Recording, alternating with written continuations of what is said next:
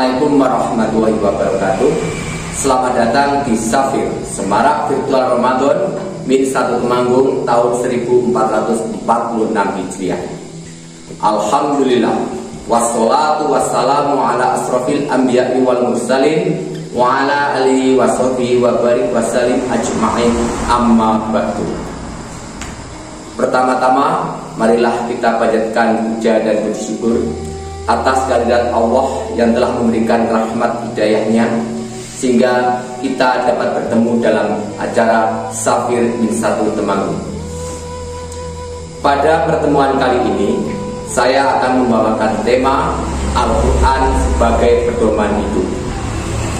Salawat serta salam marilah kita panjatkan pada Nabi junjungan kita, Nabi Muhammad SAW, yang kita nantikan syafaatnya nanti di yaumul akhir.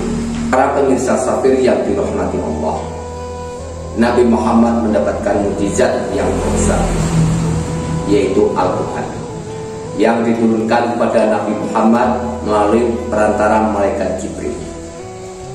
Turunnya Al-Quran ini diawali pada malam ke-17 bulan Ramadan, yang kita kenal dengan peristiwa Nuzulul Quran. Kitab suci Al-Quran berisikan tentang pedoman dan petunjuk hidup bagi orang-orang yang beriman agar selamat di dunia dan di akhirat. Para pemirsa Safir yang dirahmati Allah, Al-Quran turun secara berangsur-angsur selama 23 tahun, 13 tahun di kota Mekah dan 10 tahun di kota Madinah. Turunnya Al-Quran ini bukan karena tanpa sebab. Turunnya Al-Quran secara bertahap untuk memberikan petunjuk dan pedoman bagi Nabi Muhammad yang kala itu sedang berdakwah menyiarkan agama Islam. Jadi jelaslah bahwa Al-Quran adalah petunjuk dan pedoman bagi kita orang-orang yang beriman agar selamat di dunia dan di akhirat. Allah berfirman dalam surat Al-Baqarah ayat 185 yang artinya, bulan Ramadan adalah bulan di mana Al-Quran diturunkan sebagai petunjuk bagi manusia dan pembeda antara yang hak dan yang batil. Oleh karena itu, barang siapa di antara kamu yang di rumah dan tidak berpergian, diwajibkan atas kamu untuk berpuasa. Sedangkan di antara kamu yang sakit atau sedang bepergian lalu tidak berpuasa, maka wajib menggantikannya dengan bilangan yang sama pada hari-hari yang lain. Allah menghendaki kemudahan bagimu dan tidak menghendaki kesukaran bagimu, maka hendaklah cukupkan bilangannya. Ayat ini menunjukkan kepada kita bahwa Al-Quran diturunkan untuk menjadikan petunjuk bagi kita orang-orang yang beriman. Lantas, apa yang harus kita lakukan? Ada 3 hal yang harus kita lakukan agar Al-Quran menjadi pedoman hidup kita. Yang pertama yaitu membaca Al-Quran atau gadget. Seiring perkembangan teknologi yang semakin canggih, keduanya adalah bacaan, namun memiliki perbedaan. Membaca Al-Quran adalah sebuah ibadah yang berpahala, sedangkan membaca atau membuka gadget hanya mencari informasi, walaupun lebih sering yang ditemukan adalah madorotnya. Dan yang lebih memprihatinkan, ketika kita bertanya, apakah Anda hari ini sudah membaca Al-Quran? Ya, tadi malam. Ini artinya 1 hari 1 kali membaca Al-Quran. Tapi ketika kita bertanya, apakah Anda sudah membuka dan membaca gadget? Ya, sejak tadi pagi. Kalau kita lihat, orang membaca Al-Quran 1 hari hanya 1 kali. Tapi kalau membuka dan membaca gadget sudah puluhan kali, bahkan ratusan kali. Ini adalah fenomena yang sekarang terjadi di sekitar kita.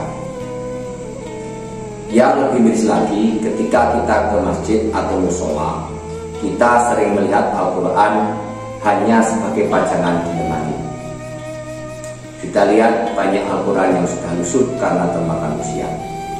Tidak ada yang peduli untuk menggantikan dengan yang baru. Padahal harganya hanya puluhan ribu sampai ratusan ribu. Berbeda halnya dengan gadget yang sebenarnya masih layak pakai, hanya karena gengsi, ketinggalan zaman, kita sudah berusaha mati-matian untuk mengganti dengan yang terbaru. Padahal harganya jutaan. Para pemirsa Safir min satu Temanggung yang dirahmati Allah, mari di bulan suci Ramadan yang penuh berkah ini kita niatkan buat segalanya. Dari yang setiap hari kita lebih banyak membuka dan membaca gadget, mari kita ubah dengan setiap hari lebih banyak membaca Al-Quran. Banyak waktu-waktu yang dapat kita gunakan. Setelah sahur, kita jangan mengambil gadget. Berwudulah, ambil Al-Quran, kita baca sampai sholat subuh.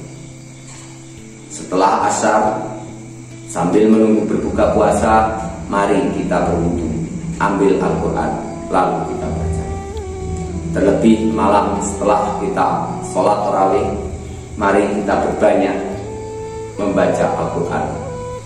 Karena dengan banyak membaca Al-Quran dan rutin kita membaca Al-Quran, maka hati akan tentram dan damai. Amin, amin ya rabbal alamin. Yang kedua adalah mempelajari dan memahami makna Al-Quran.